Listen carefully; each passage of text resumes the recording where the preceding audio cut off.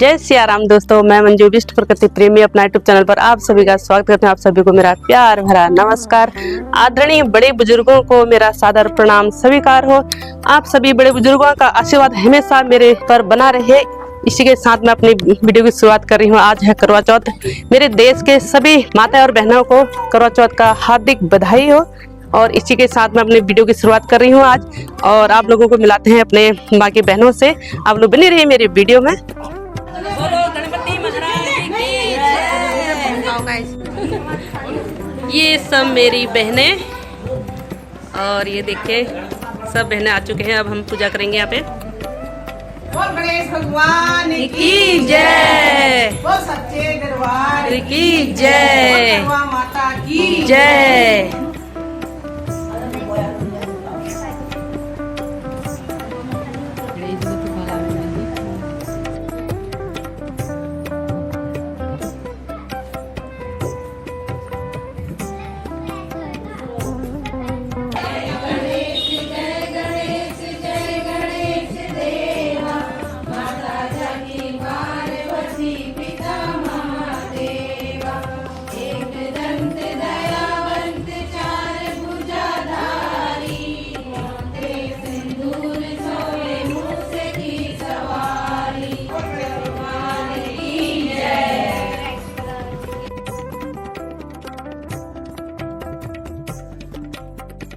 में करवा नाम की स्त्री महान पतिव्रता थी, जो अपने पति के साथ नदी के किनारे एक गांव में रहती थी। एक दिन उसका पति नदी में स्नान करने को गया। देवयुग से स्नान करते समय वहां एक मगर ने उसको पकड़ लिया। तब वह मनुष्य करवा करवा कहकर अपने पति को चिल्ला चिल्ला कर पुकारने लगा।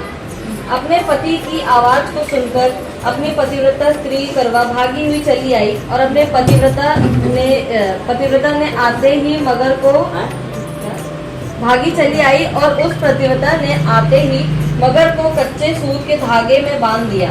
मगर को बांधकर वह अपनी पतिव्रता धर्म के बल से यमलोक में पहुंचकर यमराज से बोली, हे भगवान, मेरे पति को मगर ने पकड़ लिया है।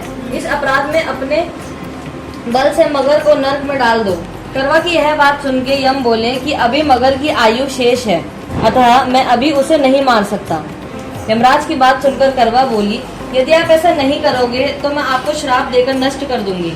करवा की यह बात सुनकर यमराज भयभीत हो गया। अंततः उस पतिव्रता के साथ जाकर उसने मगर को यमलोक का पाठ पढ़ा दिया और उसके पति को दीर्घायु होने का आशीर्वाद दिया। उस दिन से करवा चौथ मनाया जाता है और व्रत रखा जाता है। हे करवा माता, जैसे तुमने अपने पति की रक्षा करी, वैसे ही सभी के पतियों की रक्षा करना।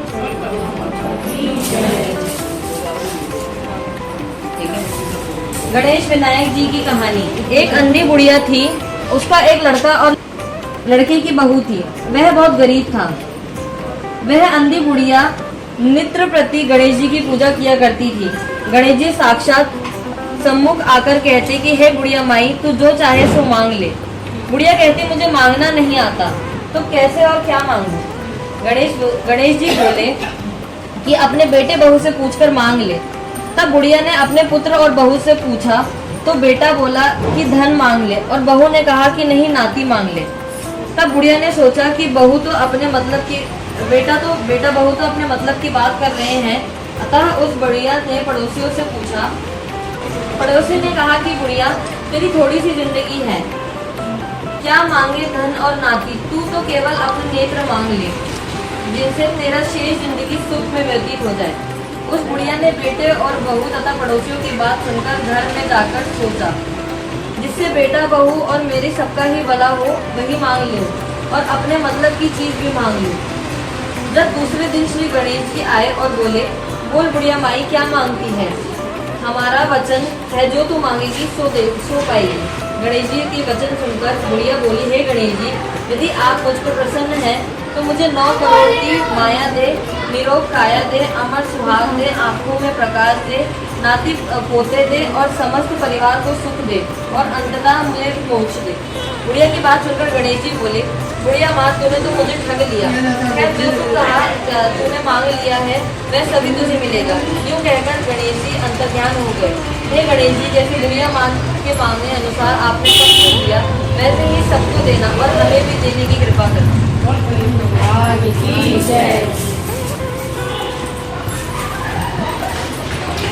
करवा चौथ का उज्जमन करने के लिए 13 जगह एक थाली में 4-4 पूरी थोड़ी थोड़ी खीर रख ली।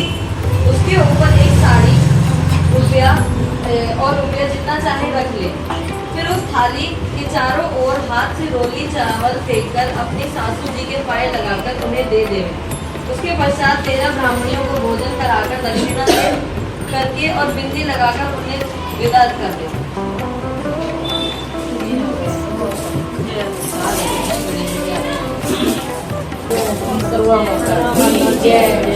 हम लोगों में ये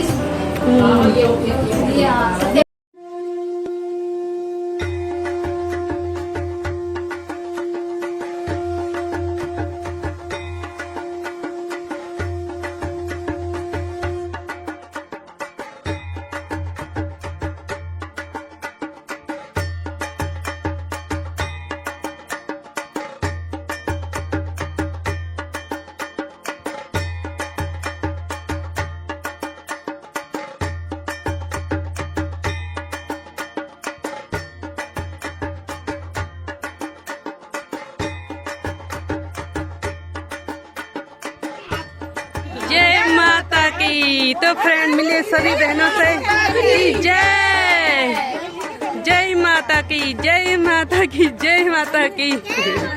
हाँ बेदू भी जय माता की। देखिए सब बड़े बुजुर्ग हमको आशीर्वाद देने के लिए आए हैं। छत में 3री मंजिल में चढ़ना पड़ा इनको।